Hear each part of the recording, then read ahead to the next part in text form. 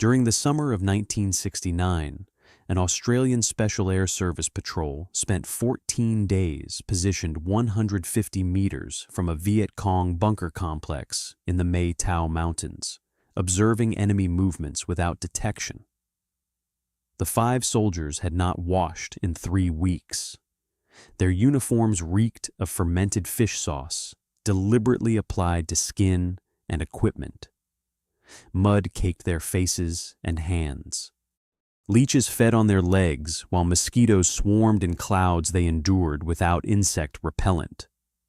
500 meters away that same week, an American patrol using standard hygiene protocols, daily washing, deodorant, and DET-based repellent was detected and ambushed by Viet Cong trackers who smelled them approaching from beyond visual range. Tell me in the comments, could you endure 3 weeks unwashed in jungle conditions with insects covering your body if your survival depended on it? Watch until the end, because what these Australian soldiers discovered about the invisible enemy that hunted by smell explains why they achieved a casualty ratio of 30 enemy killed for every Australian lost, while American forces bled at far higher rates across the same battlefields. To understand why elite soldiers deliberately made themselves reek of rotting fish, we need to return to the broader conflict that brought Australian forces to Southeast Asia in the first place. During the Vietnam War, while United States forces deployed massive resources with limited success against village-based Viet Cong networks, a small Australian Special Operations Unit would demonstrate an alternative approach that challenged every assumption about how modern militaries should operate in counterinsurgency environments. By 1965, American involvement in Vietnam had escalated dramatically under General William Westmoreland's command of Military Assistance Command Vietnam. Born March 26, 1914, in Saxon, South Carolina, Westmoreland had built his career through conventional military channels and brought to Vietnam a strategy of attrition based on the assumption that American firepower could inflict unsustainable casualties on communist forces. American units conducted large-scale search and destroy operations designed to locate enemy concentrations, fix them in place, and annihilate them through overwhelming firepower from artillery, tactical air support, and heavy bombers. Multi-battalion sweeps moved through suspected enemy areas, supported by massive artillery preparation and tactical airstrikes that devastated the landscape. Boeing B-52 Stratofortress bombers delivered carpet bombing against suspected base camps and assembly areas, each aircraft carrying 30 tons of bombs that could obliterate areas measuring thousands of square meters. The measure of success became the body count, with detailed tallies of enemy dead reported up the chain of command after each operation and compiled in theater-wide statistics that political leaders used to assess progress toward victory. By 1968, more than 536,000 American troops operated across South Vietnam. Yet, despite this overwhelming commitment of resources, the Viet Cong and North Vietnamese forces initiated 90% of large firefights, retaining strategic initiative that allowed them to choose when and where to fight. The first Australian task force arrived in Phuoc Tuy Province from April through June 1966, establishing a presence that would continue for 5 years under fundamentally different operational principles.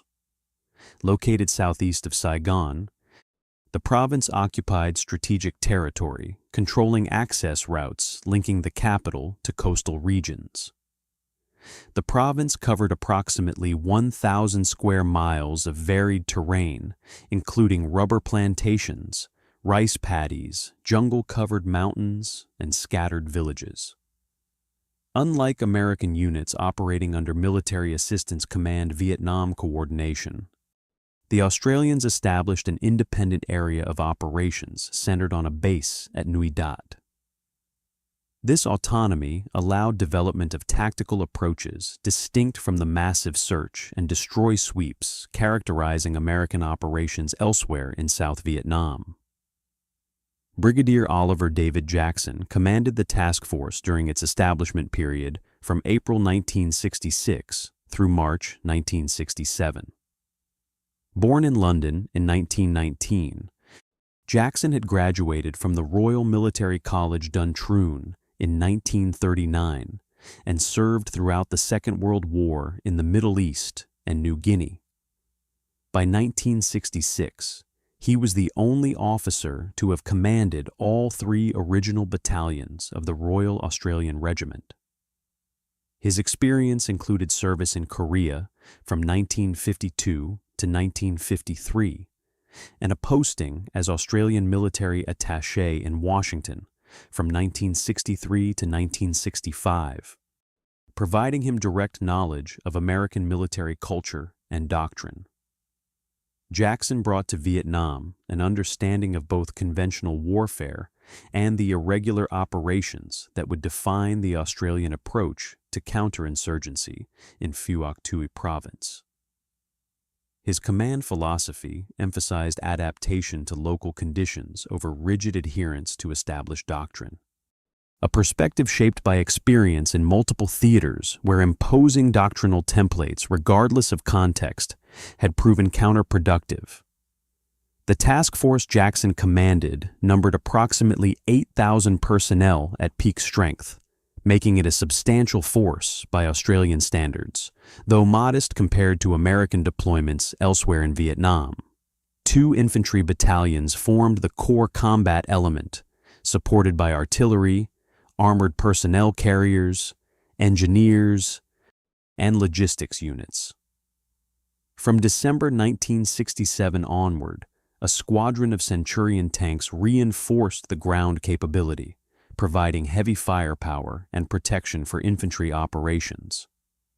New Zealand contributed artillery batteries and infantry companies that integrated into combined Anzac battalions, reflecting the long-standing military cooperation between the two nations. The Australian capability would be tested within months of arrival. On August 18, 1966, D Company of the 6th Battalion Royal Australian Regiment faced regimental strength Viet Cong forces at Long Tan during a monsoon rainstorm that reduced visibility to meters. Despite being outnumbered by ratios estimated as high as 20-1, the company held its ground through artillery support from the New Zealand 161st Battery and the timely arrival of armored personnel carriers carrying reinforcements.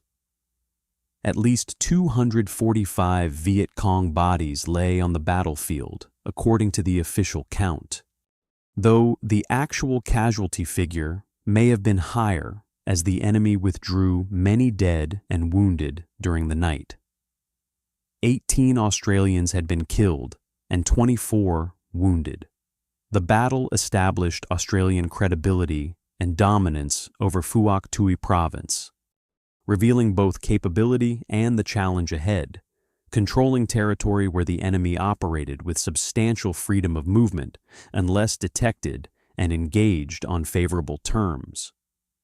Enemy forces operating in Phuoc Tuy Province presented formidable challenges that would drive Australian tactical innovation throughout the deployment. The Viet Cong 5th Division maintained its headquarters in the May Tao Mountains under Senior Colonel Nguyen the Truyen, a veteran communist commander who had fought the French in the First Indochina War. The division fielded 2 main force regiments with substantial combat capability. The 274th Regiment, considered the stronger and better trained of the two, operated from the Hat Ditch area in northwestern Phuoc Tuy, with 3 battalions numbering around 2,000 men. The 275th Regiment conducted mobile operations across the province with nearly 1,400 personnel organized into 3 battalions. The D445 Battalion, a local force unit of 250 to 350 fighters, possessed intimate knowledge of the terrain and maintained close connections with village populations. These units had operated in the province for years, developing detailed knowledge of trails, villages, hiding places, and local supporters that gave them significant advantages over newly arrived Australian forces. Most critically for what would follow, Viet Cong forces included trackers whose capabilities extended far beyond what conventional military training prepared Australian soldiers to encounter. Even as Australian conventional forces established control through battles like Long Tan, a pattern was emerging across Vietnam that would fundamentally shape how a small elite unit approached its mission. American patrols throughout South Vietnam were being detected by Viet Cong and North Vietnamese trackers before achieving visual contact with enemy forces. The detection occurred through olfactory means enemy forces could smell American soldiers approaching from distances veteran accounts and patrol reports consistently described as between 50 and 100 meters. Though exact ranges varied with wind conditions, terrain, and specific circumstances, the chemical signature betraying American positions proved complex and pervasive. Standard American military hygiene protocols emphasize daily washing with soap, application of deodorant and antiperspirant, and liberal use of DEET-based insect repellent to protect against malaria carrying mosquitoes and other disease vectors. The Western diet. American forces consumed meat heavy, processed, supplied through an elaborate logistics chain, created distinctive body odor compounds that differed markedly from the rice-based diet of Vietnamese populations. Tobacco smoke residue permeated uniforms and equipment.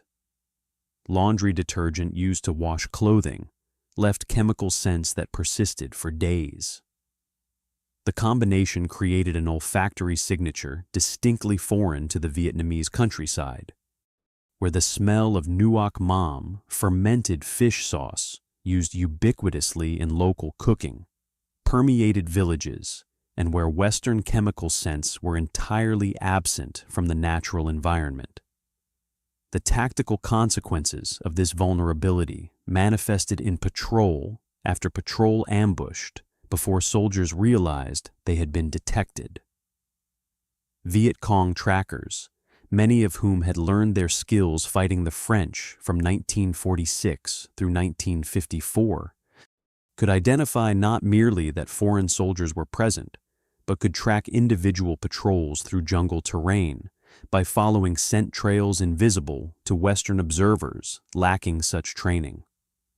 Wind carried chemical signatures through dense vegetation, the humid environment with moisture levels consistently above 80%. Even at night, held odors close to the ground where trackers could detect them.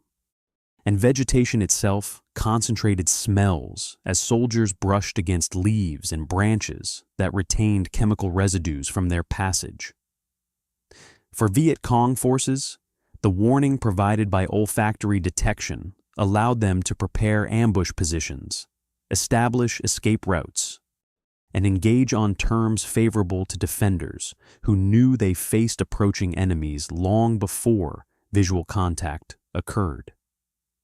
The surprise that special operations forces depend upon for survival when operating in small numbers deep in hostile territory was systematically compromised by an advantage American forces initially struggled to acknowledge. Some American commanders dismissed early reports of scent-based detection as exaggeration or attributed casualties to other factors, including noise, discipline failures, or visual detection. The institutional response proved inadequate to address a threat that required fundamental changes to how soldiers lived in the field rather than adjustments to tactical procedures or equipment that could be mandated through normal channels.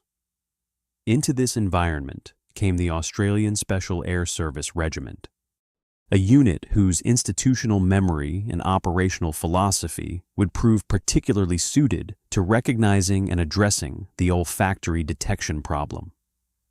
3 squadron arrived at Vung Tau via Saigon on June 16, 1966, and moved to Nui Dat the following day to begin operations. The squadron included approximately 120 personnel, organized into troops of around 30 men each, according to standard SAS structure. These troops deployed in patrols of 4 to 6 soldiers, most commonly 5-man teams that balanced operational effectiveness with the need for stealth in jungle operations, where larger groups increased detection risk, while smaller groups lacked the firepower to fight effectively if compromised. The selection process that created these patrols bore little resemblance to how conventional infantry forces were recruited and trained. A 21-day selection course winnowed volunteers down to the 10 to 15% possessing the physical stamina, mental resilience, and tactical aptitude needed for extended operations in small teams under extreme conditions. The training pipeline extending from selection through patrol course to operational deployment could take more than a year of continuous training and evaluation. Soldiers who completed it constituted an investment the Australian military could not afford to squander through careless employment or missions beyond their capabilities. The regiment brought to Vietnam institutional memory from previous counterinsurgency campaigns that would prove critical to developing effective methods. During the Malayan Emergency from 1948 through 1960, British Commonwealth forces, including Australian units, had successfully defeated a communist insurgency through patient application of counterinsurgency principles, emphasizing population security over enemy destruction.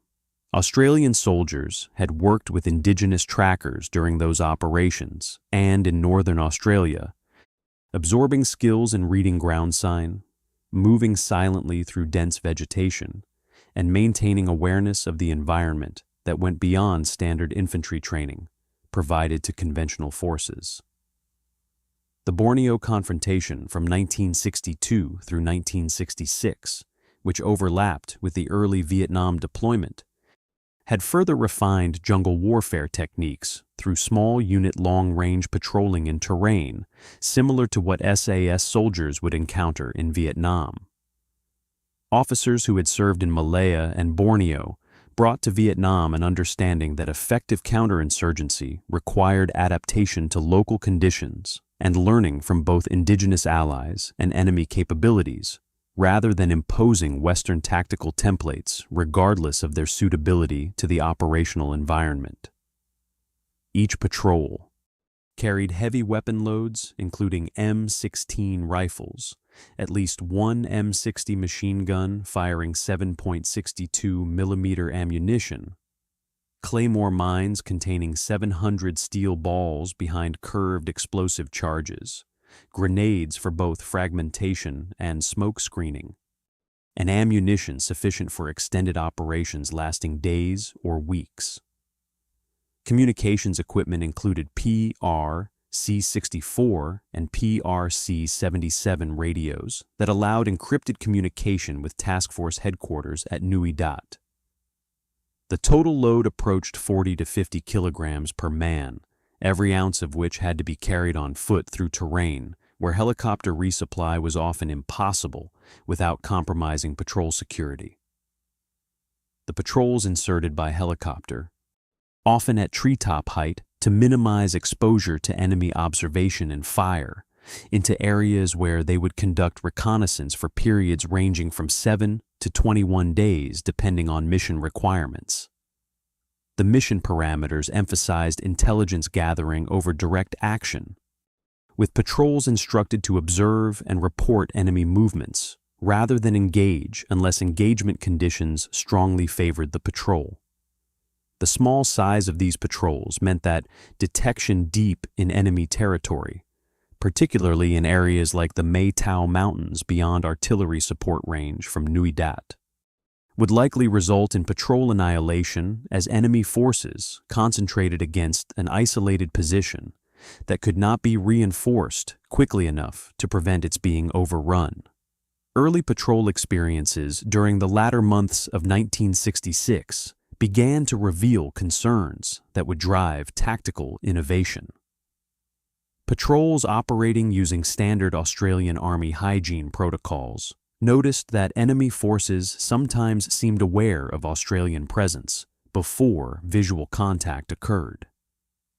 Patrol leaders, debriefing after missions, reported instances where Viet Cong appeared to be searching areas systematically as if aware that foreign soldiers were operating nearby, forcing patrols to extract before completing their missions or accept substantially increased risk of detection and engagement. Post-mission analysis suggested that patrols might be compromised through means beyond the visual and auditory signatures that extensive training had prepared soldiers to minimize. The critical realization emerged gradually rather than through sudden revelation. If 5-man patrols detected 20 kilometers from base in jungle areas where Viet Cong trackers with decades of experience operated with intimate terrain knowledge would face odds no amount of firepower could overcome, then preventing detection became not merely important, but absolutely essential to survival. Every other tactical consideration, weapon selection, ammunition loads, movement techniques, communications procedures, depended upon the foundational requirement that the patrol remain undetected throughout operations lasting weeks in areas where enemy forces held every advantage except the element of surprise.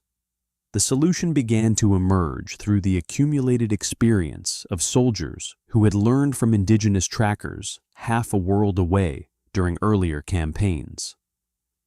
Officers with Malayan emergency experience recognized patterns they had encountered before.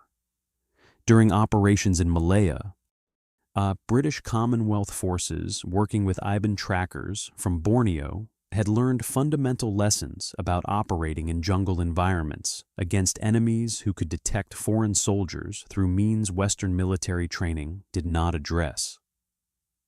The IBAN had taught that soap carried chemical scents detectable at distance, that Western hygiene products created olfactory signatures foreign to jungle environments, and that effective concealment required not merely visual and auditory discipline, but also blending into the scent landscape of the operational environment. These lessons, learned in one jungle war against one communist insurgency, provided the conceptual foundation for addressing similar challenges in Vietnam against different enemies in different terrain. The core insight remained constant: foreign soldiers smell foreign, and enemies with sufficient skill can exploit that vulnerability to detect, track, and ambush patrols before they achieve their objectives. Some patrol leaders began reducing soap use experimentally during the latter months of 1966 and early 1967, testing whether minimizing chemical scents improved their ability to operate undetected. Observations of how Vietnamese civilians smelled compared to Australian soldiers revealed stark contrasts that suggested potential solutions. The Vietnamese olfactory landscape centered on Phuoc Mam, the fermented fish sauce used in virtually all local cooking.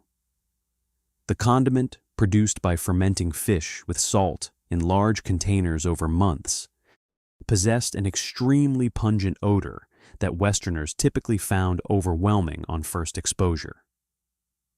Yet because Phuoc Mam permeated Vietnamese life used in cooking, present at every meal, its scent absorbed into clothing and skin through daily contact, the smell had become effectively invisible to Vietnamese populations and to Viet Cong forces operating among them. An Australian soldier smelling of soap, deodorant, and Western food registered immediately as foreign. A soldier smelling of fish sauce, mud, and vegetation would blend into the olfactory environment that Viet Cong trackers considered normal. The experimental application of fish sauce to uniforms and equipment likely began sometime during 1967, though the exact timing remains uncertain, given that protocols developed through informal practice rather than formal documentation. Patrols trying the approach reported that while the smell proved extremely unpleasant for Western sensibilities, described by soldiers as rancid, fermented, overwhelming, it appeared effective at masking residual Western scents while creating an olfactory signature that would not trigger suspicion among enemy forces accustomed to that smell as part of their daily environment. The fish sauce was applied to uniforms and rubbed into skin before patrols, with the smell persisting for days, even through sweating and exposure to weather. Initial reactions among soldiers trying the method included gagging and nausea, but the understanding that detection meant likely death provided powerful motivation to endure temporary discomfort in exchange for survival advantage. Knowledge transfer between squadrons became critical to spreading effective practices as units rotated through Vietnam. When one squadron arrived in June 1967 to replace 3 squadrons after their year-long tour, lessons learned from the first deployment passed between rotations through briefings, informal discussions, and the accumulated wisdom that experienced soldiers shared with incoming personnel. The complete package of scent discipline protocols evolved systematically through 1967 and into 1968 as more patrols experimented with methods and shared results. By the time 2 squadrons deployed from July 1968 through September 1969, scent discipline had transitioned from experimental practice to standard expectation. Gary McKay's research, documented in Sleeping with Your Ears Open, drawing on extensive veteran interviews, provides the most comprehensive account of how these protocols developed through the 1966 through 1968 period. The protocols began weeks before deployment into operational areas. Soldiers stopped using all scented personal care products 2 to 4 weeks before insertion, allowing natural body oils to develop and eliminating chemical residues that lingered in skin and hair. They broke in uniforms by wearing them without washing, developing the worn smell that new fabric lacked. Dietary adjustment toward rice-based meals when possible reduced the distinctive body odor compounds produced by Western meat-heavy diets. Tobacco use ceased entirely, as smoke residue clung to equipment and clothing for days. Equipment checks before insertion included discarding anything scented chewing gum, candy, personal items that could compromise a patrol's olfactory signature during weeks operating beyond resupply. The insertion phase established patterns that would be maintained throughout patrols. A final wash at base used water only, with no soap or shampoo that would leave chemical traces. No deodorant, aftershave, cologne, or scented products of any kind were applied. Fish sauce was poured onto uniforms and rubbed into skin, the overwhelming smell becoming the dominant olfactory signature the patrol would carry into operational areas. Helicopter insertion at treetop level minimized the time patrols spent exposed to enemy observation during the vulnerable moments when soldiers moved from aircraft to jungle cover. The first actions after insertion involved moving several hundred meters from the landing zone before establishing a harbor site where the patrol would remain concealed while observing for any indication that their arrival had been detected. The protocols demanded during the operational phase tested the endurance and discipline of even elite soldiers trained to function under extreme conditions. No washing with soap occurred during patrols that could last 3 weeks. Water, always limited by what could be carried and what could be obtained from streams and pools of uncertain purity, was reserved for drinking rather than hygiene. Teeth might be brushed with water only, or not at all, eliminating the mint scent of toothpaste that carried on breath for hours. Shaving ceased, with beards allowed to grow throughout deployment periods. No deodorant or antiperspirant was used, despite tropical heat and constant sweating. Most critically, no insect repellent was applied, despite operating in environments where mosquitoes, leeches, ants, and various other insects presented constant torment. The elimination of DEET-based insect repellent represented the most controversial aspect of scent discipline, as it directly increased risk of malaria, dengue fever, and other diseases transmitted by mosquito vectors. Field medics worried about the health consequences of accepting disease exposure to maintain operational security. Yet the mathematical calculation proved brutally simple. Malaria could be treated. Bullets could not. The casualty rates suggested that death from combat exceeded death from disease among forces compromised by detection, making the health risk acceptable compared to the combat risk. The insect ordeal became central to the physical reality of scent discipline in ways that pushed human endurance to its limits. Mosquitoes appeared in what soldiers described as clouds in some jungle areas, particularly during dawn and dusk hours when insects were most active. Hundreds of bites per night became common experiences that soldiers endured without the chemical protection that repellent provided. Leeches attached while patrols moved through vegetation, often going unnoticed until dozens covered legs and arms. During critical observation periods when patrols remained stationary watching enemy positions, leeches were allowed to feed rather than removed, as the bleeding caused by pulling them off and the movement required to do so posed greater risks than simply accepting their presence.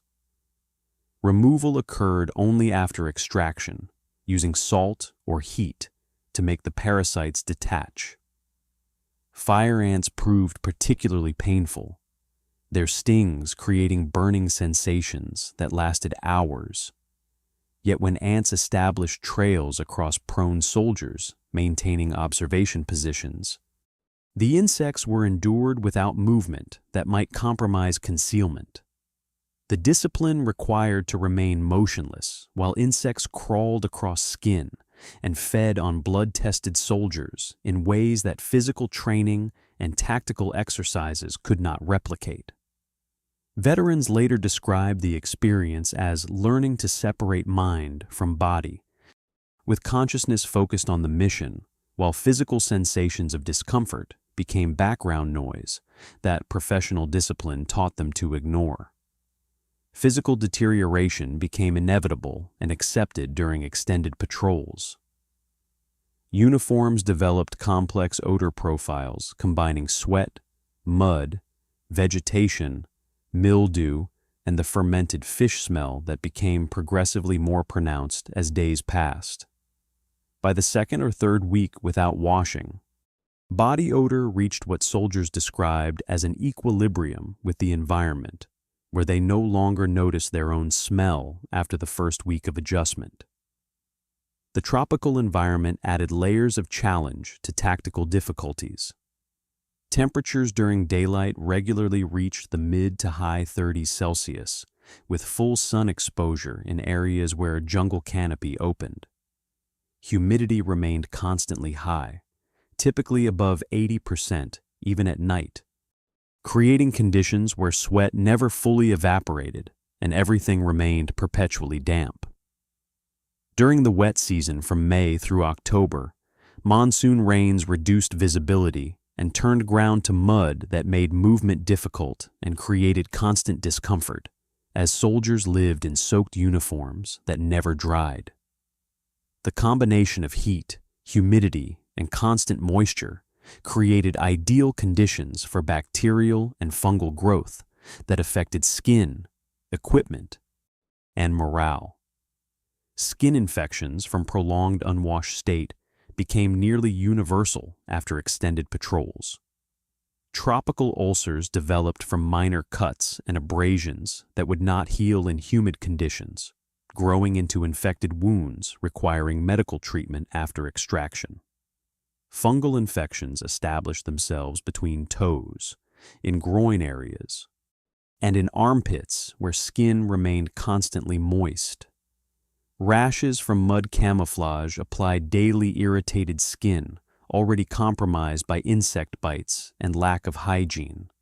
Contact dermatitis from brushing against vegetation added to the catalog of skin conditions soldiers accepted as inevitable costs of maintaining scent discipline. Immersion foot, caused by feet remaining wet for days or weeks inside boots that never dried. Damaged skin and created painful conditions that limited mobility. Post-patrol medical checks became standard procedure, with treatment for skin infections routine, and antibiotic courses common for soldiers whose bodies had been pushed beyond normal tolerance limits. Dennis Mitchell, who served with 2 Squadron and 3 Squadron SAS from November 1968 through September 1969, later described the physical conditions in interviews that captured the daily reality of jungle operations under scent discipline protocols. The heat in Vietnam felt different from Australian heat, despite similar thermometer readings, he noted, attributing the difference to humidity levels that made 36 degrees Celsius feel far hotter than the same temperature would feel at home in Australia's drier climate.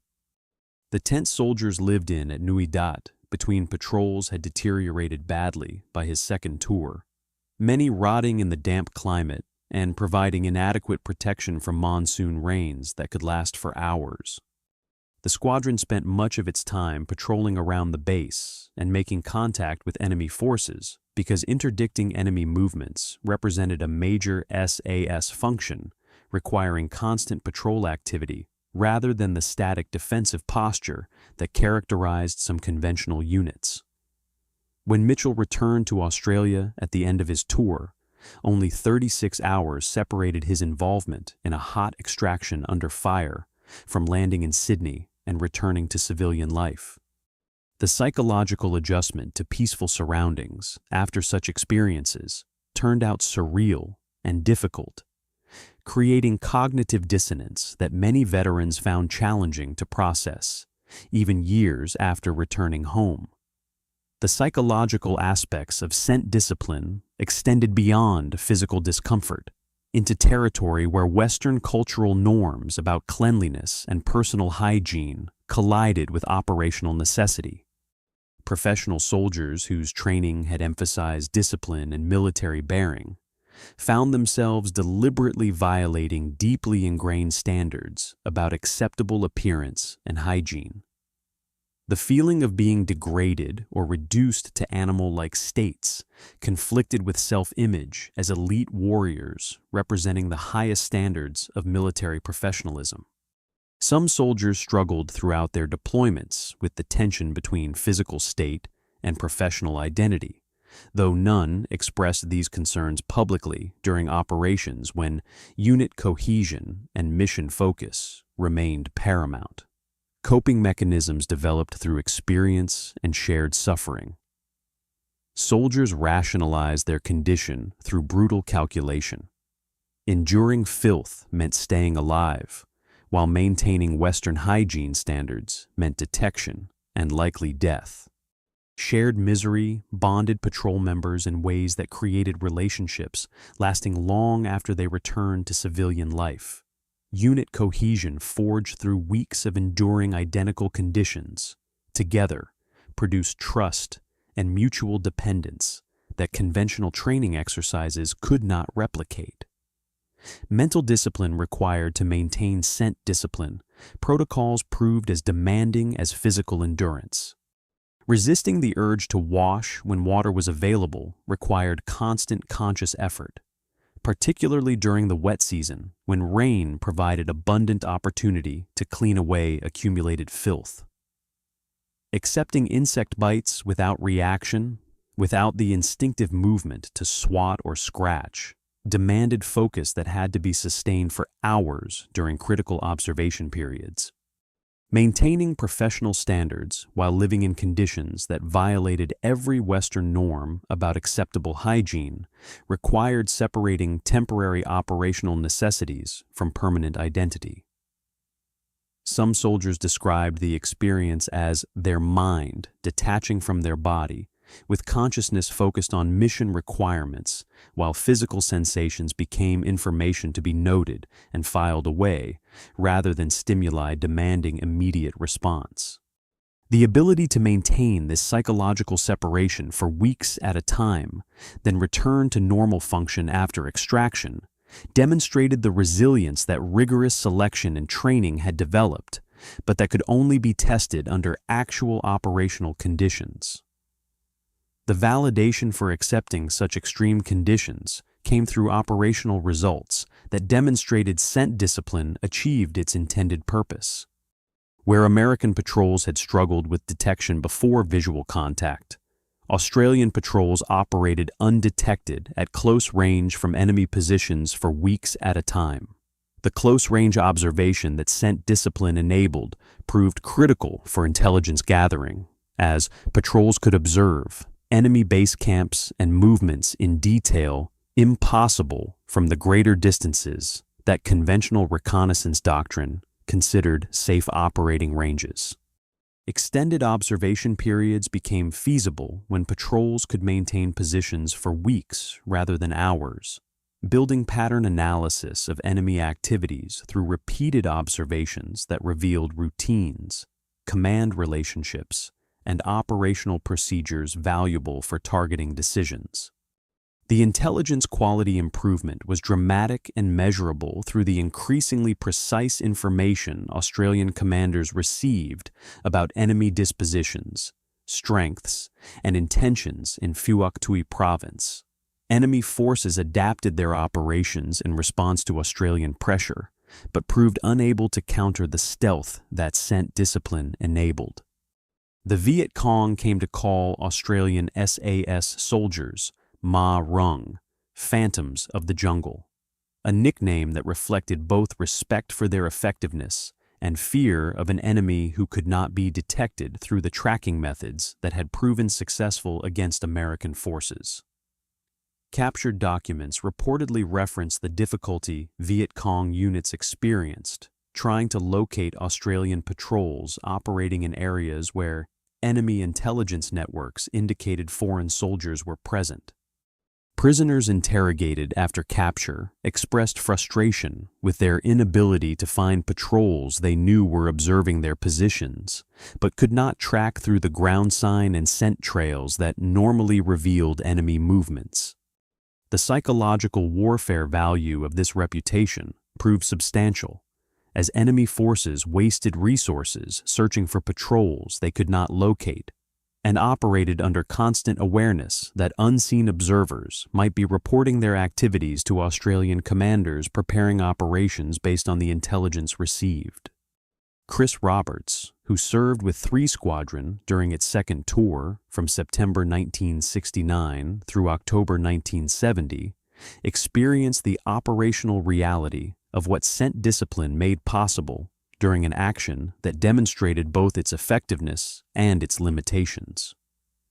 During October 1969, Roberts led a patrol operating near the Courtenay rubber plantation when his team made contact with Viet Cong near a bunker system the enemy was using as a base. Rain an hour before the contact had wet his primary radio, preventing communication with headquarters through normal channels and creating a dangerous situation where the patrol faced enemy forces without reliable support coordination. He resorted to using his VHF set, whispering into the handset to reach aircraft flying into Phuoc Tuy Province on an emergency frequency monitored for situations exactly like the one his patrol faced. Despite operating in close proximity to the enemy bunker complex, the patrol had not been detected until the contact occurred, demonstrating that even when other elements of the mission became compromised, scent discipline had maintained concealment until the moment of engagement. The enemy appeared surprised by how close the Australian patrol had approached, suggesting they had been unaware of its presence until visual contact forced engagement. Roberts' subsequent assignment as liaison officer to the 18th ARVN Division and later to the 199th American Light Infantry Brigade provided direct observation of operational differences between Australian and American forces. There, Roberts observed what he described as quite a difference in the way Australians and Americans operated, differences extending beyond tactics to fundamental assumptions about balancing soldier welfare against operational effectiveness in ways that institutional culture and strategic doctrine shaped. From 1966 through 1971, Australian and New Zealand SAS personnel conducted nearly 1,200 patrols across Phuoc Tuy Province and adjacent areas. Operations that scent discipline made substantially more effective than they would have been under conventional hygiene protocols. They reported observing the movements of more than 5,600 enemy troops during these operations, providing detailed intelligence about enemy strength, movements, and dispositions that guided conventional force operations throughout the province. In 298 contacts with Viet Cong forces during those 5 years, they accounted for 492 confirmed enemy killed, 106 possibly killed, 47 wounded, and 11 prisoners captured, according to official records maintained by the Regiment and Task Force headquarters. Australian SAS losses totaled 1 soldier killed in action during operations, 1 who died of wounds after medical evacuation to Australia, 3 killed in accidents unrelated to combat, 1 missing in action whose remains would not be found until August 2008, and 1 death from illness. 28 men were wounded during operations across the 5-year deployment. The kill ratio exceeded 30 enemy killed for every Australian or New Zealand SAS soldier killed in action, the highest of any unit that served in the Vietnam War on any side. These statistics, compiled over 5 years of continuous operations, demonstrated not only the tactical proficiency of SAS personnel, but also the effectiveness of operational methods that achieved military results, while minimizing friendly casualties through systematic application of principles that emphasized stealth and intelligence over firepower and direct action. The raw statistics, impressive as they appeared in comparison to other units operating in Vietnam, understated the contribution scent discipline made to Australian task force operations beyond the direct combat results patrols achieved.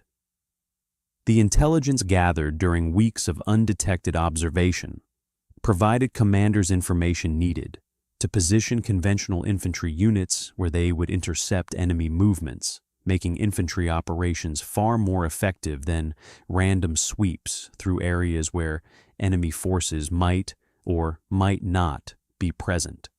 In late 1969, SAS reconnaissance around the May Tao Mountains identified Viet Cong routes and staging areas with precision that allowed effective targeting when conventional forces conducted operations to exploit the intelligence. At the start of December, the 6th Battalion Royal Australian Regiment and New Zealand mounted a month-long operation to clear the mountains based directly on information gathered by SAS patrols that had observed enemy positions for weeks without detection. This pattern repeated throughout the Australian deployment with consistent results, demonstrating the value of patient reconnaissance enabled by the ability to remain undetected for extended periods. SAS reconnaissance would identify enemy locations and movement patterns through weeks of observation, Infantry battalions would then conduct operations to exploit that intelligence at times, and places chosen for maximum effectiveness. And the cycle would begin again in new areas as Viet Cong forces adapted and relocated to escape the pressure. The intelligence operations integration became decisive as the war entered a new phase during 1969, with a shift in Australian operational tempo driven by the accumulated intelligence picture that scent discipline had helped develop. During the period from September of that year through April 1970, the 1st Australian Task Force mounted a sustained offensive across Phuoc Tuy Province, unlike previous operations that had been more episodic in nature. Multiple battalions conducted simultaneous operations designed to maintain continuous pressure on Viet Cong units, denying them the respite needed to rest, refit, and recover operational capability between engagements that had characterized earlier phases of the war. The effect proved cumulative rather than episodic in ways that distinguished this approach from American search and destroy operations. Viet Cong and North Vietnamese forces that had operated throughout the province for years found themselves unable to maintain their base camps under constant harassment from Australian patrols guided by intelligence that told commanders where enemy forces were located and when they were vulnerable to engagement. Supply lines became unreliable as Australian operations systematically interdicted movement along traditional routes that SAS reconnaissance had mapped through patient observation. Movement during daylight grew increasingly dangerous as Australian forces expanded patrol coverage throughout areas where enemy forces had previously operated with relative freedom. By April 1970, the bulk of enemy main force units had withdrawn from the province to recuperate in areas across the border in Long Con Province, or deeper into jungle regions beyond Australian operational reach. The withdrawal created vulnerabilities that Australian commanders recognized and prepared to exploit through operations that scent discipline would make possible. Viet Cong forces operating from positions outside Phuoc Tuy Province still required food, medical supplies, ammunition, and intelligence to sustain themselves and maintain any prospect of resuming effective operations within the province in the future. These resources came from sympathetic villages within the province, where supporters had maintained supply networks for years despite government efforts to interdict the flow. Local guerrillas moved between jungle-based areas and villages, collecting rice, vegetables, and other provisions that could not be obtained in remote areas where main force units operated beyond reach of government control.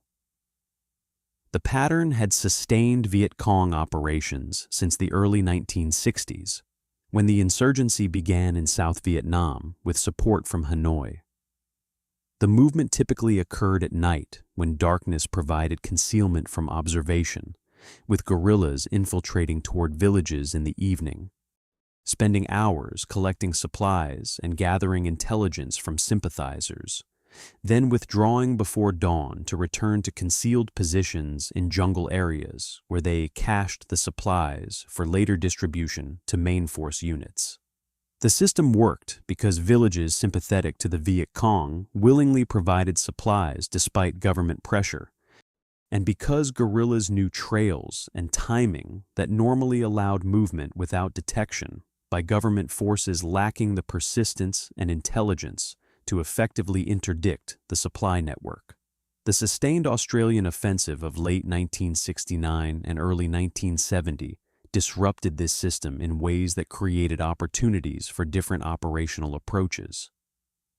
With main force units pushed out of the province and local force elements under constant pressure from patrols that found them more frequently than they found safe haven, food supplies in jungle areas collapsed to levels that made continued operations unsustainable. Viet Cong personnel had no choice but to visit villages every few days to obtain provisions needed for survival, creating predictable patterns that intelligence officers could analyze and target.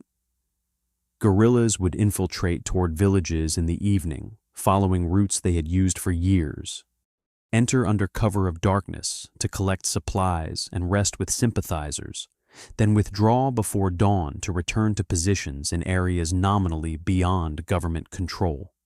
The movements occurred on foot along established trails and paths that offered concealment from observation, but that SAS reconnaissance had mapped through weeks of patient surveillance. The timing repeated on regular cycles dictated by the need to resupply before stocks ran critically low, typically every 3 to 5 days depending on the size of the unit being supplied and the distance supplies needed to be transported. Australian intelligence officers analyzing reports from SAS patrols recognized that this predictability created opportunities that could be exploited through carefully positioned ambush operations, maintained over time periods that would test the endurance of infantry soldiers, required to hold positions for days without detection. Operation Phuoc Hop, conducted from April 7th through 18th, 1970, marked implementation of this concept and represented what operational summaries described as an entirely new concept of operations for the 1st Australian Task Force. Unlike previous approaches employed during the 4 years since Australian forces had arrived in the province.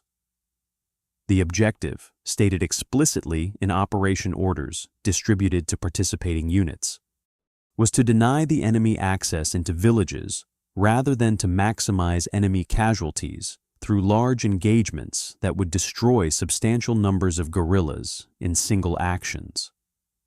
The method involved close ambushing around the villages of Hoa Long, Ap Sui Ingay, Duc Mai, and Bin Ba, where intelligence indicated significant Viet Cong supply activity based on pattern analysis developed from months of SAS reconnaissance and prisoner interrogations.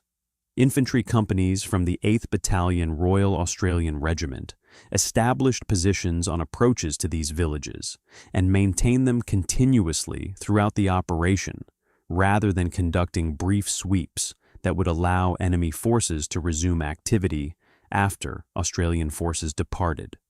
The designation of the operation as representing a new concept reflected recognition that this represented a fundamental shift from previous Australian operations, which had focused on finding and engaging enemy forces in their base areas rather than controlling the space between enemy forces and their sources of support in ways that denied them the ability to sustain operations over time. The tactical execution required precision based on detailed intelligence about enemy patterns accumulated through the patient reconnaissance that scent discipline enabled.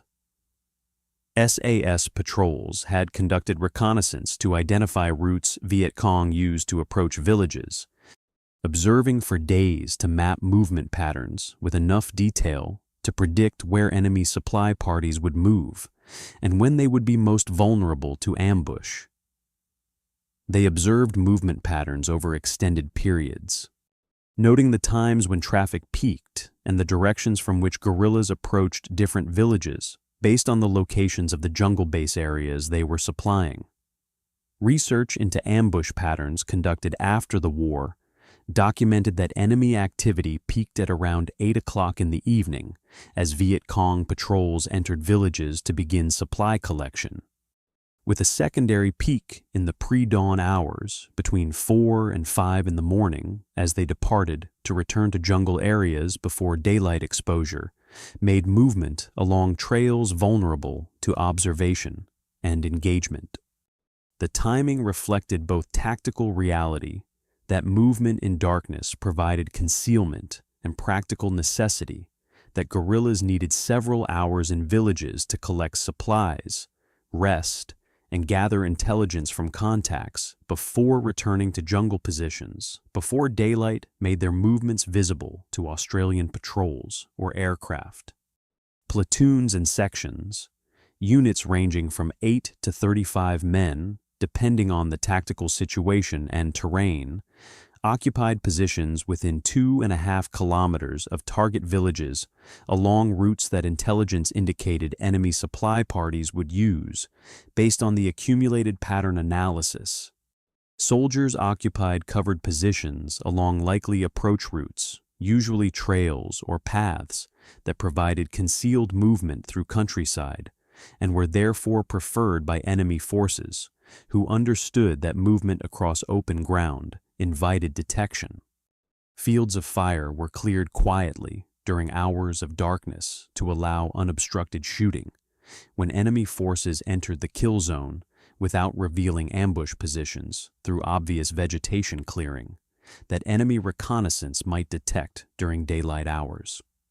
Claymore mines, directional anti-personnel weapons containing 700 steel balls behind curved explosive charges designed to spray fragments across a defined area, were positioned to cover kill zones from multiple angles, ensuring comprehensive coverage that would prevent escape once the ambush was triggered.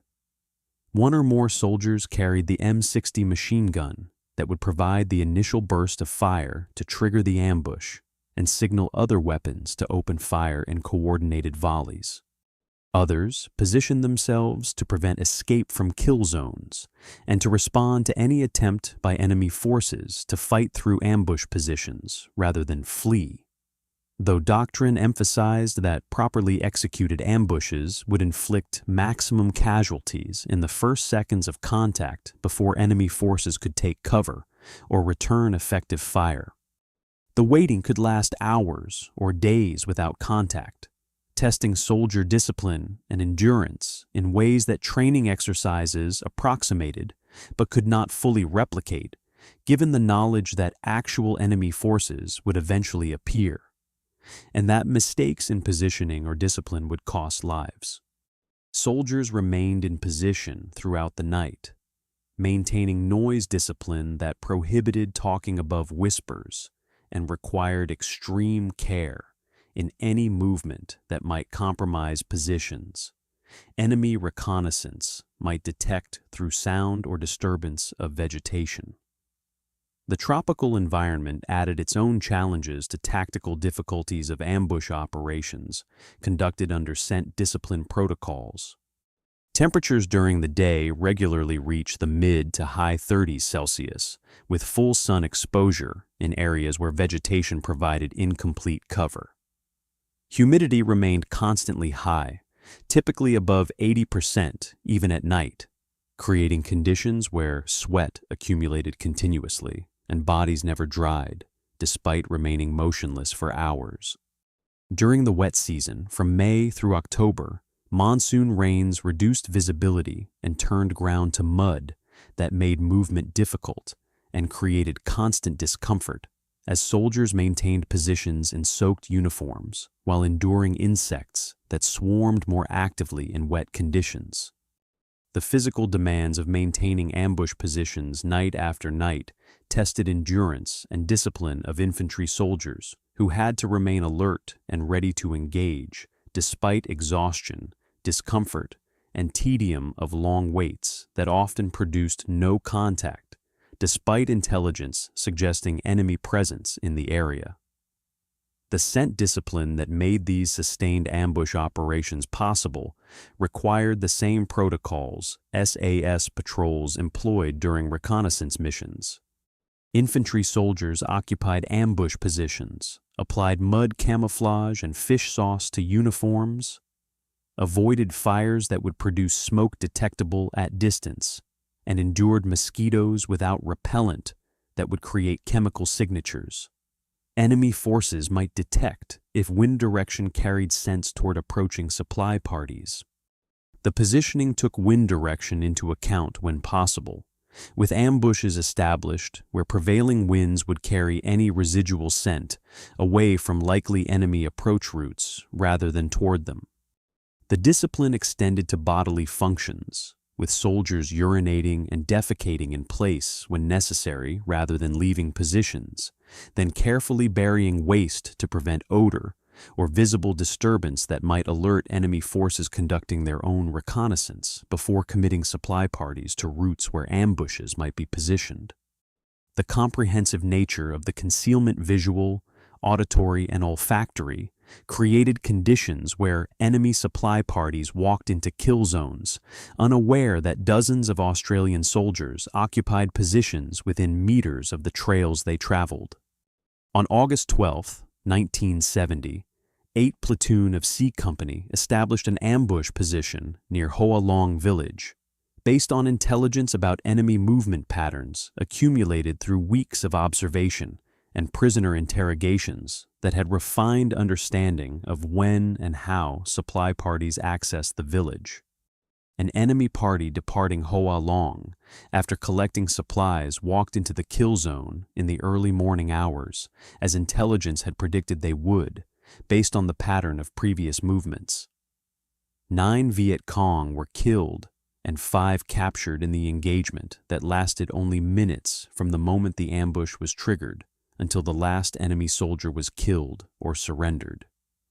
Though the hours of waiting in position had extended across 3 days of maintaining the ambush without detection, the captured prisoners provided intelligence about enemy dispositions and intentions through interrogations conducted immediately after the engagement, information that further refined Australian understanding of Viet Cong operations in the area and guided subsequent operations planned to exploit the intelligence. Prisoners interrogated stated they had no awareness of the Australian presence before the ambush was triggered, reporting that they had not smelled anything unusual on their approach and had no indication that government forces were positioned along the route, despite Viet Cong reconnaissance of the area during daylight hours preceding the supply run. The intelligence gathered from prisoners, documents captured during ambushes, and continued SAS reconnaissance created a comprehensive picture of enemy activity that allowed increasingly effective targeting of remaining enemy capabilities as the systematic pressure continued through the middle months of 1970. The August 12th ambush succeeded not because it signified exceptional skill or unusual tactical innovation beyond normal Australian standards, but because the Viet Cong had no alternatives remaining that allowed them to sustain operations under the pressure Australian forces maintained through scent discipline and systematic application of intelligence-led operations. 4 months of sustained ambush operations following Operation Phuoc Hop had compromised every route enemy forces might use to approach sympathetic villages in the area. Every path, every trail, every concealed approach had been identified through SAS reconnaissance and covered by infantry ambush positions at times when enemy movement was most likely based on pattern analysis that accumulated over months of observation. The guerrillas attempting to resupply from Hoa Long that night possessed no safe window of movement that would allow them to complete their mission without accepting risks that made the supply runs unsustainable over time. They could not approach during daylight when observation would expose them to immediate engagement from Australian patrols maintaining coverage throughout the province. They could not approach at different times during darkness because Australian ambush positions remained occupied throughout the night in rotating shifts that ensured continuous coverage. They could not use different routes because those routes too had been identified and covered by additional ambush positions established based on the same intelligence picture that had identified the primary approaches. Operations Kung Chung 2 and Kung Chung 3, conducted by 8th Battalion in the middle months of 1970, concentrated on maintaining tight control over population centers through continued ambush operations that built on the foundation Operation Phuoc Hop had established. The battalion focused particularly on ambushing local enemy routes to and from Hoa Long village, where intelligence continued to indicate Viet Cong activity, despite the pressure that had forced main force units to withdraw from the province months earlier.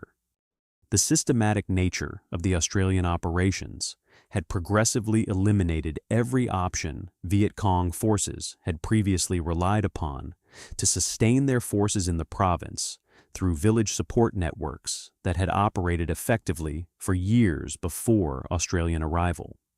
The comprehensiveness of the ambush coverage meant that Viet Cong forces faced lethal risk every time they attempted to access village resources, creating an attrition rate from supply operations that eventually forced them to abandon attempts to operate effectively in the province or accept casualties that would destroy their remaining capabilities through gradual erosion rather than decisive battle. The cumulative pressure achieved what single large operations, characteristic of American search and destroy missions, could not accomplish regardless of the resources committed or casualties inflicted in individual engagements. Operational summaries documented that the number of enemy-initiated contacts throughout Phuoc Tuy Province collapsed during this period to near zero levels, indicating that Viet Cong forces had lost the initiative and were reduced to reacting to Australian operations rather than conducting their own offensive actions. The enemy's effective mining effort, which had previously accounted for significant Australian casualties through booby traps and command-detonated mines placed along routes Australian forces used for movement, ceased as Viet Cong forces lost the ability to safely emplace mines and booby traps without being detected by patrols that maintained continuous coverage throughout the province. Intelligence assessments concluded that the enemy now maintained only a token military presence within the province, with main force units unable to operate effectively and local guerrilla forces reduced to ineffectiveness through steady attrition that had destroyed their capability to conduct sustained operations. Main force units remained in border areas beyond Australian operational reach, or had withdrawn entirely from Phuoc Tuy to areas where they could resupply safely without running ambushes every time they attempted to access villages. Local guerrilla forces, unable to sustain themselves without village access for food and supplies, had been reduced to ineffectiveness through the steady attrition that ambush operations imposed on every supply run they attempted. By the end of 1970, major battles had become a thing of the past in Phuoc Tuy Province as enemy forces avoided contact with Australian units wherever possible and focused on survival rather than offensive operations. The Army of the Republic of Vietnam assumed increasing responsibility for security of population centers as Australian forces prepared for eventual withdrawal, driven by political decisions in Canberra rather than military failure in Vietnam. The Australian operational area, which had consumed multiple infantry battalions and supporting elements for more than 4 years of continuous operations, showed clear evidence that sustained pressure, applied through small unit operations, enabled by scent discipline and intelligence, lead targeting had achieved effects that massive firepower applied episodically through large-scale operations could not produce. Supply parties could not be infiltrated into sympathetic villages without suffering devastating losses. As operational assessments phrased it in the dry military language that documented what the sustained pressure had accomplished. The Viet Cong retained political loyalty among thousands of villagers who sympathized with their cause and preferred their victory over the South Vietnamese government the Australians supported. But they could not convert that loyalty into the material support needed to sustain military operations over time, when every route to jungle base areas was covered by ambush positions that killed or captured supply parties with regularity that made the missions unsustainable. The success in Phuoc Tuy Province raised questions that American officers debated but never resolved during the years when Australian methods were demonstrating effectiveness that contrasted sharply with results American. Forces achieved despite vastly greater resources committed to similar objectives. If Australian methods were so effective at controlling territory and denying enemy freedom of movement, Why did American forces not adopt them across South Vietnam, where hundreds of thousands of troops operated under doctrine that emphasized firepower and body counts over the population-centric approach Australians demonstrated could achieve decisive results? American commanders had observed Australian operations for years through liaison programs that placed American officers with Australian units and provided detailed reporting on their methods and results. Liaison officers served with Australian units and reported their observations to higher headquarters at Military Assistance Command Vietnam, where operational summaries and intelligence assessments made Australian effectiveness well documented in classified reports available to senior commanders. The tactical differences were extensively analyzed in studies and reports that circulated through the American command structure during the war.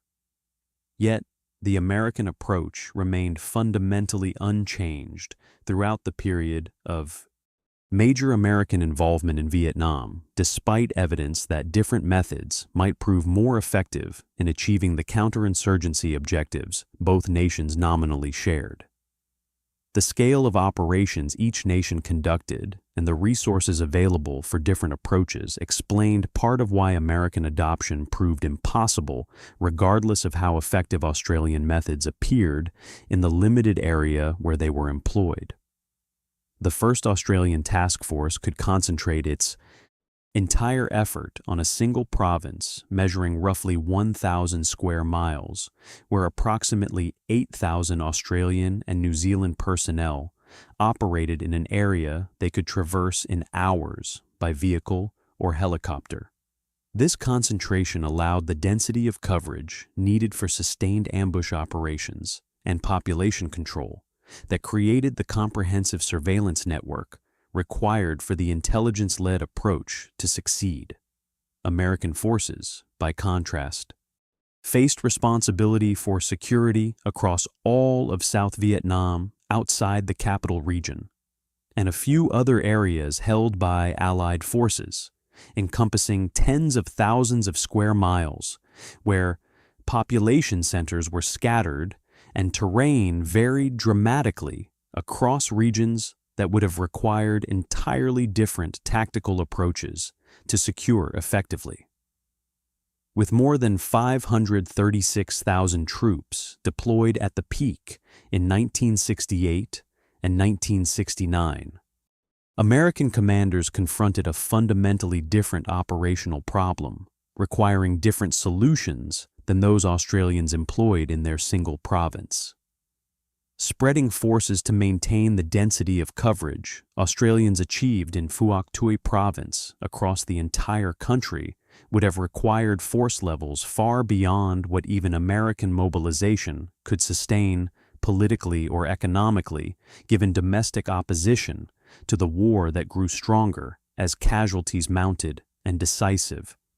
Victory remained elusive despite years of effort and optimistic assessments from commanders who measured progress in body counts rather than population security. Doctrine presented another substantial barrier to adoption of methods that required fundamental changes to how American forces operated rather than incremental adjustments to existing procedures. General Westmoreland's strategy of attrition reflected a military culture that emphasized overwhelming force and rapid decisive victory as the American way of war, validated through historical experience from the Civil War through the Second World War. American military tradition validated the approach of concentrating superior resources at critical points to destroy enemy capability through superior firepower and logistics that could sustain operations at tempos enemy forces could not match. The body count, whatever its flaws as a measure of progress in counterinsurgency warfare, provided quantifiable data that could be reported to political leaders and the American public as evidence of progress toward victory in ways that made sense within the framework of how Americans understood warfare. Population control and denial of enemy operational freedom the measures Australians used to assess effectiveness of their operations proved far harder to quantify and communicate to audiences demanding clear metrics that demonstrated their sacrifices were producing results. How does one measure security not provided, attacks not conducted, or supplies not delivered to the enemy in ways that translate into statistics political leaders can present to justify continued commitment of resources and acceptance of casualties? The Australian measures of effectiveness, though more meaningful in counterinsurgency context according to theory developed through analysis of previous campaigns, did not translate well into the metrics American political and military leadership used to assess progress and justify continued commitment to a war growing increasingly unpopular at home. Training differences also mattered significantly in determining what was operationally feasible given the force generation systems each nation employed. The Australian SAS underwent selection courses that winnowed volunteers down to the 10 to 15%, possessing the physical stamina, mental resilience, and tactical aptitude needed for extended operations in small teams under extreme conditions that would break soldiers lacking the specific attributes the selection process identified. The training pipeline extending from selection through patrol courses to operational deployment could take more than a year of continuous training and evaluation before soldiers were considered ready for combat operations in Vietnam. Soldiers who completed this process constituted an investment the Australian military could not afford to squander through careless employment or missions beyond their capabilities, creating institutional pressures toward careful mission planning and risk management that shaped how the force was employed. American units, built largely through conscription that brought men into service for limited tours of duty lasting 12 months in Vietnam, could not replicate this selection and training model at the scale needed for theater-wide operations involving hundreds of thousands of troops rotating through on individual schedules rather than as cohesive units. The professional volunteer SAS trooper who had survived rigorous selection and extensive training, and the conscripted American infantrymen facing a one-year tour after basic training, represented fundamentally different military cultures with different capabilities and limitations that shaped what operations were feasible and what demands could reasonably be placed on personnel. Command structures imposed their own constraints on tactical innovation, even when individual commanders recognized that different approaches might produce better results than the methods they were ordered to employ. Australian operational independence within Phuoc Tuy Province allowed Brigadier Jackson and his successors to develop tactical approaches suited to their assessment of the situation, without coordinating with American headquarters, except on matters affecting mutual support between Allied forces operating in adjacent areas. American battalion and brigade commanders operated within a command structure that flowed through division and corps headquarters to Military Assistance Command Vietnam at the theater level, with operational plans requiring approval through multiple levels of command, where different priorities and assessment criteria shaped what operations were approved and what resources were allocated to support them. The autonomy to experiment with alternative approaches existed in theory, but emerged as difficult to exercise in practice when higher headquarters expected operations conforming to established doctrine and generating measurable results that fit the metrics by which senior commanders were evaluated and through which they justified their decisions to political leaders. The bureaucratic weight of the American command structure made tactical innovation difficult even when individual commanders recognized the need for different approaches to achieve better results than search and destroy operations were producing, despite the enormous resources committed to them. On August 18, 1971, Australian Prime Minister William McMahon announced that the first Australian task force would cease operations in October and commence phased withdrawal from Vietnam in a decision that reflected political reality in Australia rather than military failure in Phuoc Tuy Province.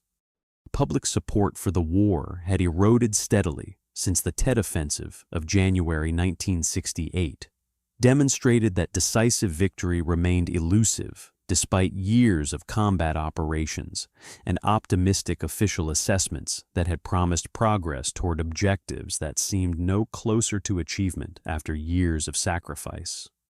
The last SAS patrol in Vietnam lasted 5 days, from October 1st through 5th, 1971, and made no contact with enemy forces in what had become a quiet province where Australian methods had reduced enemy presence to levels that made large-scale combat operations unnecessary. 2 Squadron, which had conducted the final tour of duty in Vietnam, disbanded upon return to Australia as the regiment contracted to peacetime strength appropriate for a nation no longer engaged in sustained combat operations. The quiet end to SAS operations in Vietnam, with the last patrol returning without contact after 5 days of reconnaissance in areas where enemy forces had once operated freely, symbolized how thoroughly Australian operations had reduced enemy presence in Phuoc Tuy Province through sustained pressure applied over 5 years. The statistics compiled over 5 years of SAS operations documented extraordinary tactical effectiveness by any measure military organizations use to assess combat performance. 580 men had served in the regiment's squadrons in Vietnam, across 6 squadron tours that rotated through the country from June 1966 through October 1971.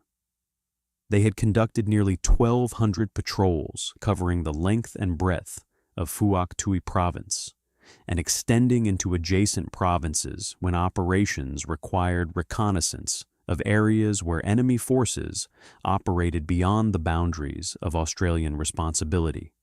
The casualty ratio they achieved, exceeding 30 enemy killed for every Australian or New Zealand SAS soldier killed in action during combat operations, had no parallel in the war on any side among forces that maintained contact with enemy units over sustained periods, rather than avoiding engagement.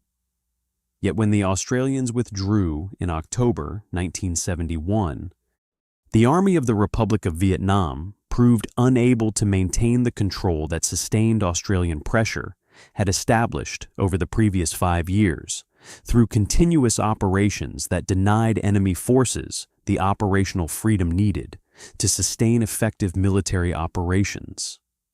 Viet Cong forces, which had been reduced to token presence, unable to conduct effective operations under the pressure Australian forces maintained through scent discipline and systematic ambush operations, gradually returned to villages as ARVN units failed to maintain the pattern of continuous ambush operations and population security that had proven effective under Australian execution.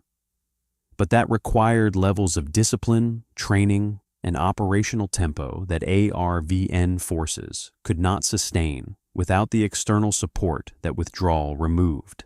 The province, like much of South Vietnam, eventually fell when North Vietnamese forces launched their final offensive in the spring of 1975, after American support ended and South Vietnamese forces collapsed under pressure they could no longer resist without the air support, logistics, and advisory assistance that had sustained them during years when Allied forces bore the primary combat burden.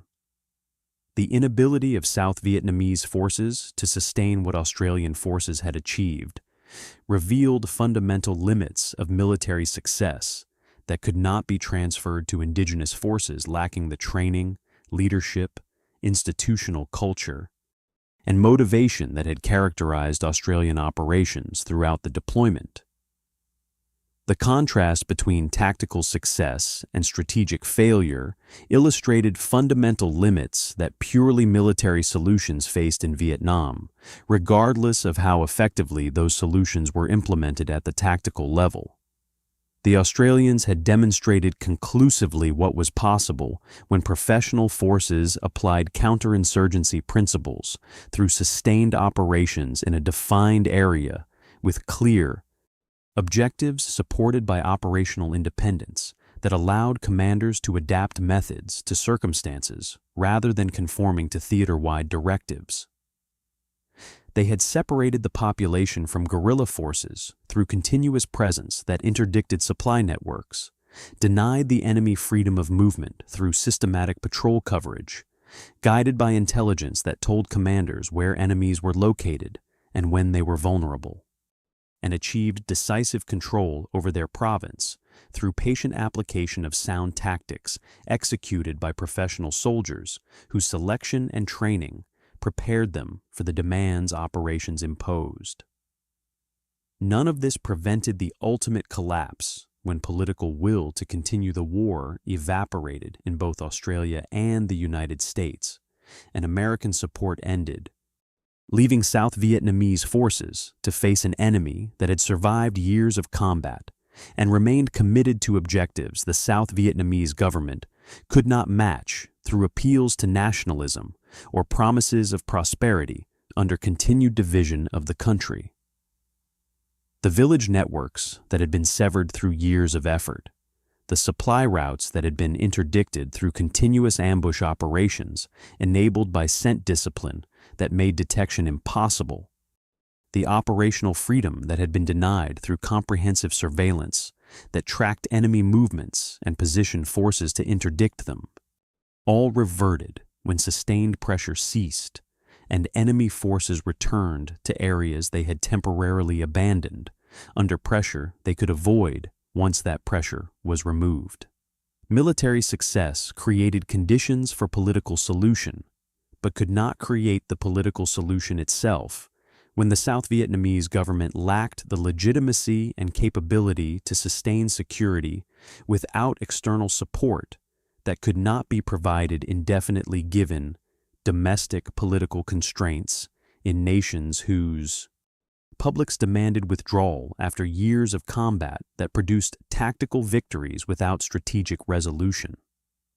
Yet the tactical lessons endured far beyond the strategic failure that made South Vietnam a historical footnote rather than the independent non-communist state Allied nations had fought to preserve. Military institutions worldwide studied Australian operations in Vietnam as case studies in effective counterinsurgency that offered practical lessons applicable to conflicts where conventional warfare approaches proved inadequate for achieving objectives that required population security and political legitimacy rather than enemy destruction through firepower. The emphasis on intelligence-led operations, the integration of reconnaissance and direct action elements into systematic cycles where observation informed targeting and results validated intelligence. The focus on population security rather than enemy body count as the measure of progress towards sustainable outcomes all became incorporated into doctrine for special operations forces globally as analysis of what worked in Vietnam informed how nations prepared for conflicts where irregular warfare and counterinsurgency would dominate, rather than the conventional battles military institutions preferred to fight. The extended patrol techniques SAS developed through trial and refinement, the night ambush tactics they perfected through years of practice that identified what worked and what failed under operational conditions, the tracking methods adapted from Aboriginal trackers and indigenous allies to Southeast Asian jungle conditions, entered the professional knowledge base of special operations communities around the world where they influenced how forces were selected, trained, and employed in subsequent conflicts.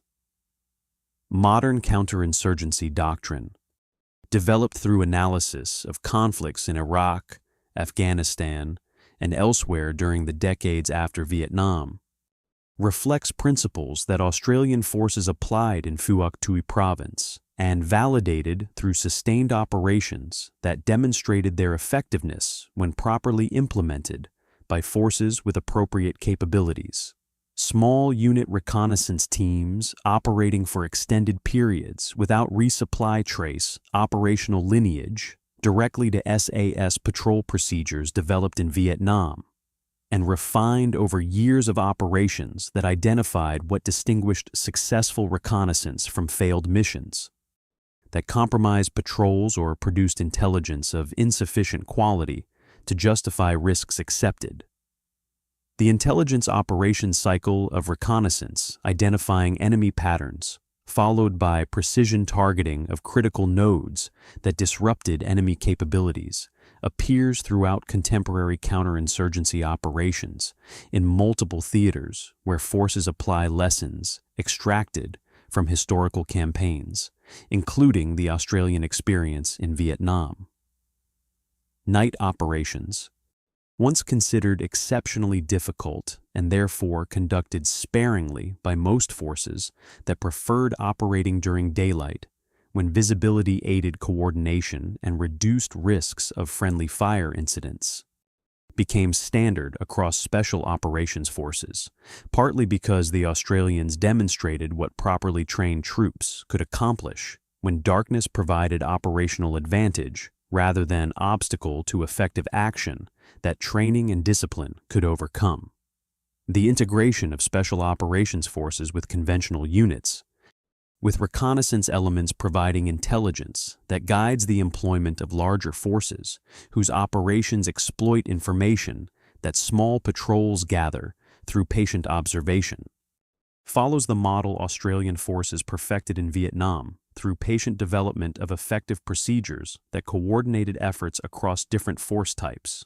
The Ma Rung reputation the Viet Cong bestowed upon the SAS endures as a professional standard that special operations forces worldwide aspire to achieve through selection processes that identify appropriate attributes, training programs that develop necessary skills, and operational employment that maintains the discipline and focus required to operate effectively in hostile environments where detection means failure and often death. The concept of the phantom force that operates unseen and strikes without warning captures an ideal that special operations forces pursue through decades of professional development that begins with selecting the right individuals and continues through careers spent mastering the crafts of reconnaissance, direct action, and the integration of the two into effective operations. The specific techniques evolve with technology as new capabilities emerge that change what is possible and what enemies can detect. But the underlying principle that stealth and precision can achieve, effects that mass and firepower cannot, remains validated by the Australian experience in Phuoc Tuy Province and continues to guide special operations employment in conflicts where similar principles apply despite changed circumstances. Academic study of the Australian counterinsurgency campaign has produced detailed analysis of what worked and why through careful examination of operational records that became available as classification restrictions expired and veterans became willing to share their experiences through oral history projects and memoirs. Statistical mapping of thousands of combat incidents reveals patterns that individual participants could not perceive during operations when they lacked the broader perspective that only comprehensive analysis of complete data sets provides. The research confirms that Australian forces achieved favorable contact ratios across their deployment, with successful engagements substantially outnumbering instances where enemy forces achieved surprise or inflicted casualties disproportionate to what they suffered in return. The village ambush operations of 1969 and 1970 produced measurable effects on enemy capability. That large-scale American search and destroy missions did not achieve, despite consuming far greater resources measured in troops committed, ammunition expended, and casualties accepted in pursuit of objectives that remained frustratingly elusive. The documentation provides empirical foundation for doctrinal conclusions about effective counterinsurgency that might otherwise rest solely on anecdotal evidence and individual recollections that memory distorts over time in ways that can create narratives more reflective of what people wish had happened than what actually occurred during the confusion and stress of combat operations.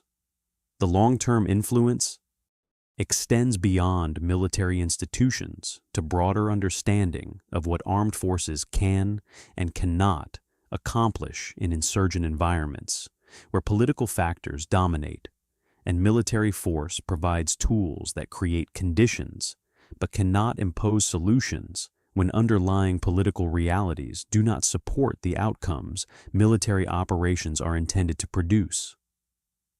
The Australian success in Phuoc Tuy Province demonstrated that tactical excellence, properly applied over sustained periods by professional forces with appropriate capabilities, can achieve decisive local effects that create favorable conditions for political solutions through security and control that separates populations from insurgent influence. The ultimate failure to prevent South Vietnam's collapse, despite local successes in provinces like Phuoc Tuy, demonstrated with equal clarity that tactical excellence cannot compensate for strategic incoherence or absence of viable political framework at the national level where legitimacy and popular support ultimately determine whether governments survive or fall. Military force can create conditions for political solution through security and control that protects populations and denies enemies the freedom to operate effectively. But it cannot create the political solution itself when underlying conditions do not support sustainable governance and popular legitimacy that makes security permanent rather than temporary artifact of military presence that disappears when that presence is withdrawn. This lesson, learned at great cost through years of combat in Vietnam, where tactical proficiency produced local successes that strategic failures made ultimately meaningless, has informed subsequent debates about the use of military force in conflicts where the fundamental challenges are political rather than military in nature, and where military victories create opportunities that political processes must exploit to produce lasting outcomes. The scent discipline protocols that Australian SAS soldiers endured, the fish sauce they applied to their bodies despite revulsion, the insects they accepted feeding on them without repellent, the infections they sustained from weeks without washing, all served purposes that achieved measurable tactical results, validated by casualty ratios and intelligence quality that enabled operations producing decisive effects within their area of operations. Yet those tactical results proved insufficient to overcome strategic problems that military means could not solve when political will failed and commitments proved unsustainable over time periods required to transfer capabilities to indigenous forces and create conditions for lasting stability. The Australian withdrawal from Phuoc Tuy Province in October 1971 marked the end of one of the more successful Allied military campaigns in the Vietnam War, measured by tactical effectiveness and operational results achieved over sustained periods. The tactical methods developed during those 5 years entered the permanent corpus of professional military knowledge and continue to influence special operations doctrine decades later across multiple nations and service branches that study the Australian experience as an example of what professional forces can accomplish through discipline and adaptation to operational environments. The story of soldiers who deliberately made themselves smell like rotting fish to survive teaches lessons extending far beyond personal hygiene protocols or tactical innovations in jungle warfare. The Australian Special Air Service experience in Vietnam demonstrated what professional forces can accomplish through discipline and adaptation. When institutional culture supports innovation and operational independence, allows commanders to develop methods suited to circumstances rather than conforming to doctrinal templates designed for different conflicts. It also demonstrated, with equal clarity, the limits of what military force alone can achieve when political conditions do not support sustainable solutions, and when strategic coherence is absent at levels where military success must translate into political outcomes that justify sacrifices made and casualties accepted.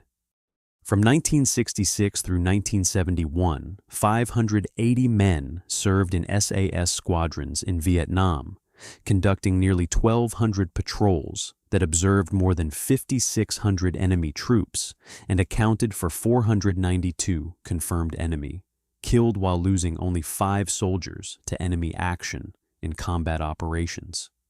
The 30-to-1 casualty ratio they achieved remains unmatched in Vietnam and provides empirical validation for methods that emphasized stealth over firepower, intelligence over body counts, and sustained pressure over episodic, large operations. Those methods influence military doctrine globally and continue to shape how special operations forces train and operate in contemporary conflicts, where similar principles apply despite changed technology and different enemies. Yet 4 years after Australian withdrawal, communist flags flew over Saigon, and Phuoc Tuy Province, like all of South Vietnam, belonged to the victors who had survived years of combat and remained committed to objectives the South Vietnamese government could never match. The tactical excellence that Australian forces demonstrated, the innovations they developed, the discipline they maintained through years of operations, all proved insufficient to overcome strategic failures at levels where military force could create conditions, but not solutions. Tell me in the comments, would you endure 3 weeks of insects, infections, and fish sauce for a 30-to-1 survival advantage that made you invisible to enemies who could smell your comrades from 100 meters away? The Australian SAS answered that question in the jungles of Vietnam through 5 years of operations that changed how special operations forces operate worldwide, while teaching lessons about both the possibilities and limits of military excellence that remain relevant to contemporary conflicts where tactical proficiency remains necessary, but never sufficient for achieving lasting success without political frameworks that translate military achievements into sustainable outcomes. The methods endured beyond the defeat. The lessons persist beyond the war. The smell of rotting fish, it turned out, was the smell of tactical innovation that achieved effects conventional approaches could not produce, even as it became a reminder that wars are decided not by how well soldiers fight, but by whether the political purposes for which they fight can be achieved through the conditions their fighting creates.